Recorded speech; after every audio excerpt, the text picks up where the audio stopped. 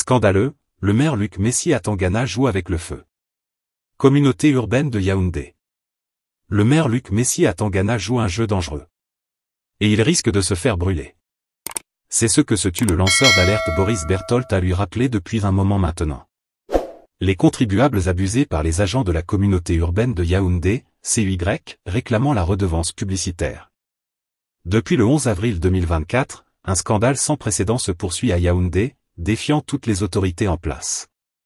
Sous l'égide du maire Messi, orchestré par Mbilongo Junior et les agents de la CUY, une chasse aux sorcières fiscales s'abat sur les contribuables, les sommant de payer des redevances publicitaires reconnues illégales sur des enseignes commerciales. L'annonce a été faite dans 2 parutions de Cameroun Tribune où Mbilongo, se présentant comme le responsable de l'agence d'appui de la CUY, dit réclamer 4 milliards de redevances publicitaires dans la ville de Yaoundé. Malgré les avertissements du gouvernement, depuis novembre 2022, cette taxe illégale est collectée de force par des régies complices engagées par le maire de la ville et ses partisans pour se faire plein les poches. Le ministre des Finances, suivi par le ministre du Développement local en mai 2023 et le MINCOM en novembre 2023 avait clairement ordonné l'arrêt de cette pratique. Pourtant, le 11 avril dernier, les enseignes publicitaires des commerçants légitimes sont impitoyablement détruites et badigeonnées sous le prétexte de non-paiement de cette taxe non conforme.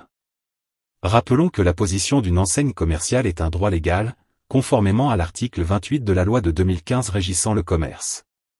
Lorsque l'enseigne a un message publicitaire, la loi de 2006 recommande aux contribuables de faire un partenariat avec la régie de son choix. Aucune autorisation préalable du maire n'est requise. Cette campagne de destruction viole les droits des commerçants et menace la survie de nombreuses petites et moyennes entreprises. Aussi, l'article 35 de la loi de 2019 sur la décentralisation donne l'exclusivité de la gestion du domaine public à l'État. Ce dernier pouvant selon le même article confier la gestion du domaine public à la région.